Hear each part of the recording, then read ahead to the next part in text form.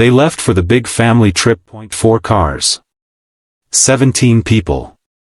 One group chat, and not a single message to me. I woke up in a quiet house, too quiet for December 23rd. No sound of kids running around, no smell of cinnamon rolls, not even a knock on my door. Just empty rooms and still air. When I called my mom, she answered like she hadn't expected to hear from me. "Oh, we thought you were in the van with your cousins." I didn't say a word. 2 hours later, my sister sent a screenshot to the wrong person. Me. It was from the group chat, 17 names, travel plans, pinned messages. Her text underneath, "He's really not here. OMG. Our plan worked." I stared at it. Said nothing, just typed one line back, "Merry Christmas." Then I logged into Airbnb. Cancelled the $12,500 reservation. My card. My booking. Their vacation. Gone in seconds. And that was only the beginning. By 8:03 a.m., I had 101 missed calls. One message just said, "Emergency." Funny, last Christmas my uncle half laughed at me and said, "Must feel good, not being included." I thought it was a joke. I laughed too. But now, I know it wasn't. That morning, my house looked like a still life. My suitcase was still by the front door, untouched from my last work trip. Toothbrush dry. Wallet unopened. And the only sign anyone had been here was a charging cable and a few pine needles near the door. I called Mom again. She picked up on the second ring. "Where is everyone?" I asked. A pause. Long enough to notice, "Oh, we thought Zach said you were in the van.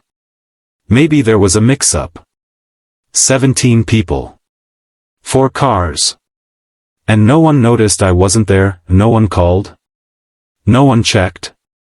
I didn't yell. Didn't cry. Didn't ask why I wasn't in the group chat, why I wasn't told, why I helped pay for a mountain Airbnb and still didn't get a seat. 2 hours later, Emma sent the wrong screenshot. I could tell it was meant for her friend Caitlin. "He's really not here. OMG. Our plan worked." So I sat down. Opened my laptop. Cancelled the Airbnb. Refund hit my card within seconds, then I messaged back, "Merry Christmas." No punctuation. No emojis. Just a sentence they'd remember. 30 minutes later, the panic hit. 42 missed calls. Then 70. Then, emergency. That's when I turned off my phone. It was time for step 2. Dad's call was the first I picked up. His voice was hoarse, like he'd already been shouting, "What did you do? You cancelled the whole cabin." I said, "No.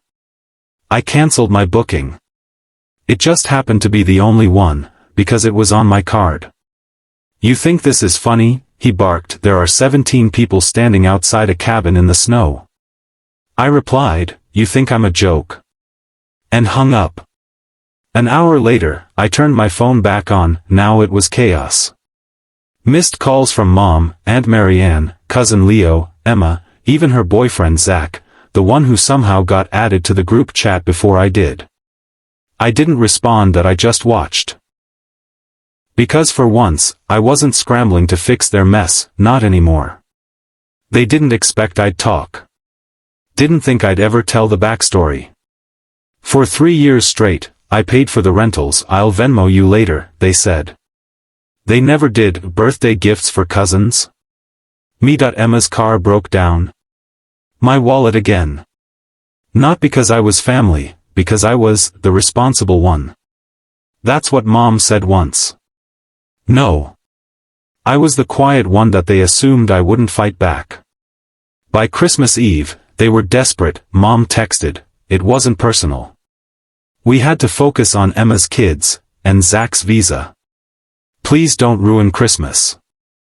Emma posted a photo from some diner, messy hair, black coffee, captioned, "Family means not always agreeing, but always forgiving." The comments?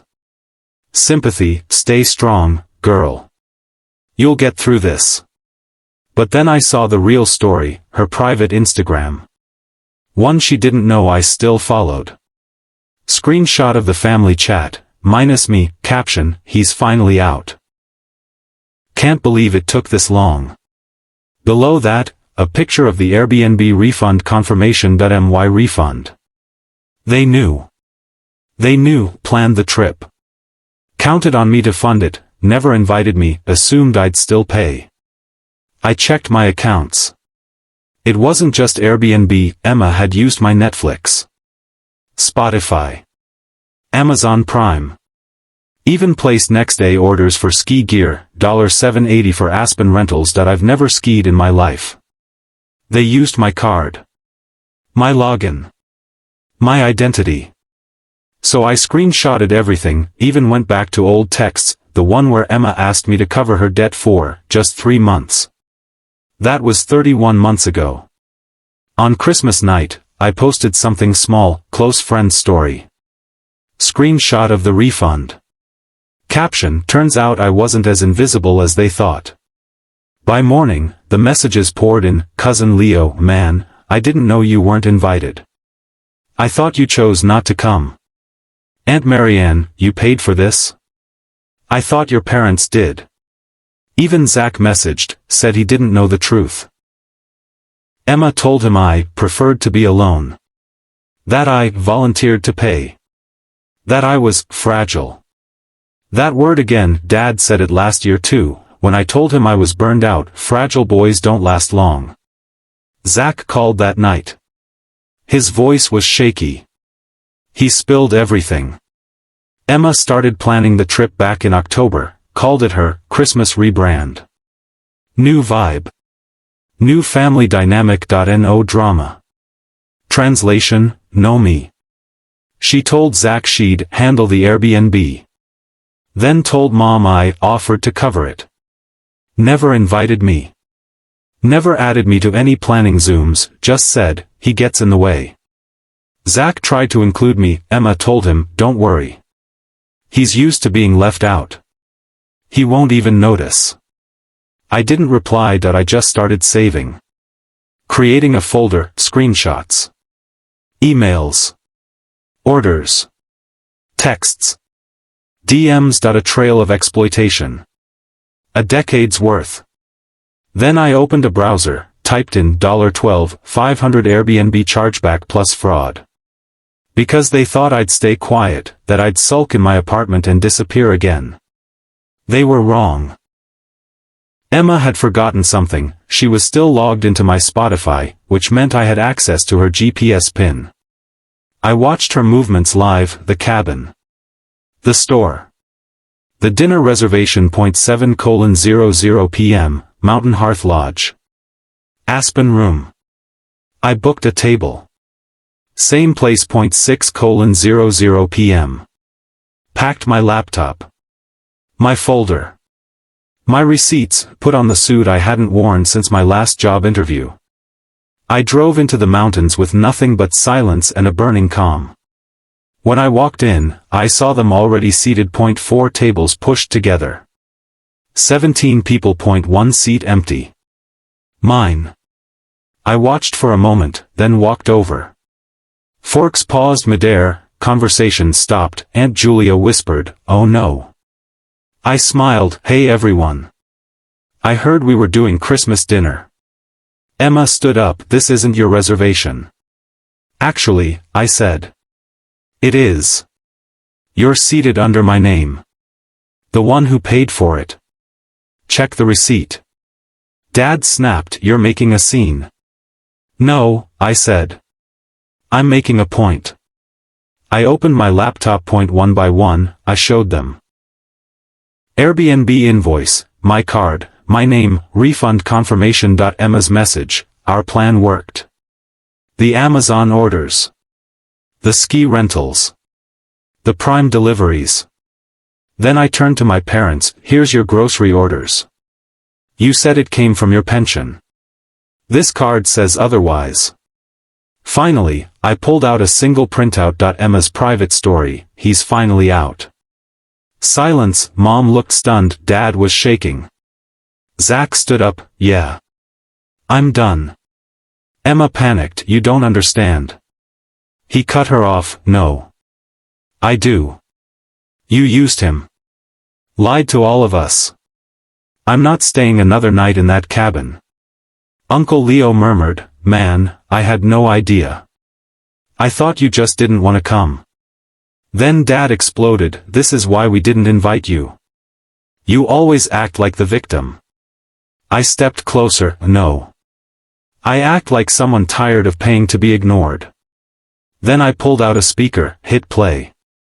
Emma's voice, Don't worry. He's used to being left out. He won't even notice. Clear as crystal. Emma lunged for it. Turn it off. I turned it up. Mom pleaded, Please. We can talk about this. No, I said. Talking time is over. Then I placed one card in the middle of the table, small, white. It read, This dinner was paid for by the one you left behind. I closed my laptop. Walked out. Outside, it had just started snowing. By the time I got home, the internet knew. Zach had posted, Sometimes the people closest to you orchestrate cruelty like it's a family tradition. He didn't name names. He didn't have to. The next day, I posted my story.no flare. Just facts. They left. 4 cars. 17 people. 1 chat. Without me, then laughed when I wasn't there. So I cancelled the trip. And pressed play on the truth. Screenshots. Receipts. Voice memos, the dinner photo, 17 people frozen, as I walked away. It went viral. Strangers shared their stories, being the default, the bank, the forgotten one. You didn't cancel Christmas, someone wrote. You reclaimed it. Mom messaged me, please delete the post. We're embarrassed. Then Emma, you ruined everything. I finally responded, no, Emma. I revealed it. On December 26th, I posted a video, plain background. Calm voice. I didn't want to do this, I said. But you made me the villain before I even knew there was a script. I told the whole story, then ended with this, if you've ever been the one left behind, this is your sign. It's not your fault. It's theirs. The video hit 3 million views. They tried to pivot. Dad's half apology, real men don't air family drama. Emma, people change when you stop letting them manipulate you. I laughed, she still wanted to be the victim. Then something changed. 3 cousins messaged me, the quiet ones. Each said, thank you. I thought I was crazy. I saw myself in your video. That hit me harder than anything. It wasn't just my story. It was theirs, too. Then came the final message, from a platform wanting to license the story. They asked if I wanted to be credited. I said yes, on one condition, I don't want to be famous. I want people like me to feel seen. They agreed. And that's how I took back Christmas, not with revenge, with the truth.